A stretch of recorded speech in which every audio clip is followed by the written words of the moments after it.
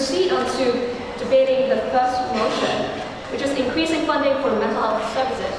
Do we have a first speech in favor of the motion? Warwick University claims to be a world-class institution, yet when it comes to student mental health, it's letting us all down. According to a survey by the National Union of Students, 78% of students say that they have experienced mental health issues in the last year, but our university has failed to step up and meet demand. It is failing its responsibility to care for students' mental health, and we need to change this. The services at Warwick are overstretched and underfunded, with students waiting unacceptable lengths of time for appointments. The amount of money our university spends on mental health is shockingly low compared to other major universities, with counselling services receiving only £11.92 per head compared to the national average of £22. Other Russell Group universities spend considerably more than Warwick, with Oxford spending £40 per head and Cambridge spending almost £50.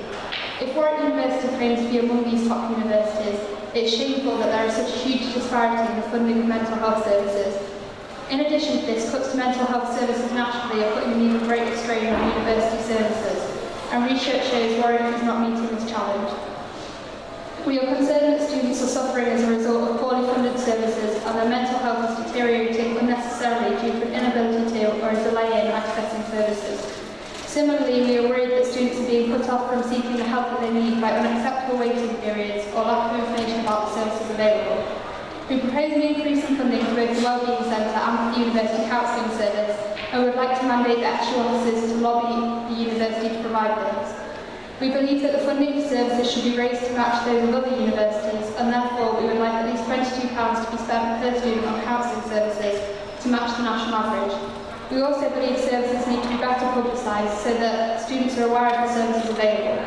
Finally, we believe that the university mental health services need to be regularly reviewed to ensure that they are well advertised and accessible to students, and also to establish the number of students currently accessing services in order to increase funding if demand increases further. We think Warwick students deserve better from the uni, and the mental health services should receive the funding they desperately need. Thank you. All right. Do we have any contribution from the floor? Could be questions about the motion or point. Yes? I'd say thanks to the proposers for putting this in. Highlights, obviously, it is a great issue that needs our attention. The one thing I would point to is just that an annual review of the services probably isn't really feasible, so maybe we could look at an amendment once this is passed.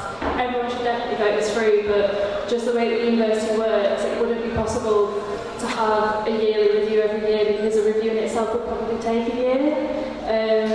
Reviews at the university, I don't know if that was a language thing, but reviews at the university are normally quite large scale, so that probably just wouldn't be feasible. But pass this motion through and we can look at maybe making an amendment to that. But otherwise, I think it's a really strong proposal to ask, not even a strong proposal, it's just basic, that they should be paying at least £22 a head. So thanks for putting that in. Institutions into individual student mental health, and just kind of like more philosophically, kind of the notion of putting price tag on how much an individual receives in the head of spending, and particularly reference to kind of specific services, isn't always like the most appropriate route to go down in terms of criticising mental health service, because just because you're not spending lots and lots on every individual per head doesn't mean you're not investing in the right kind of services.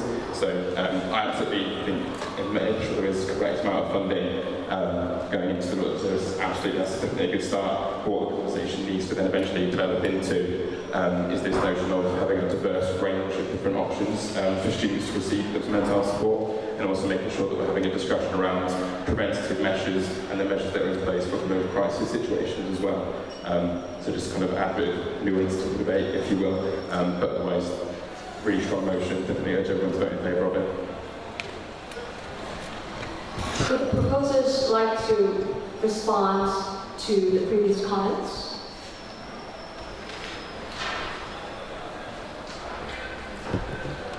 Okay. In that case, shall we move on to, do we have any other questions to ask about regarding this motion?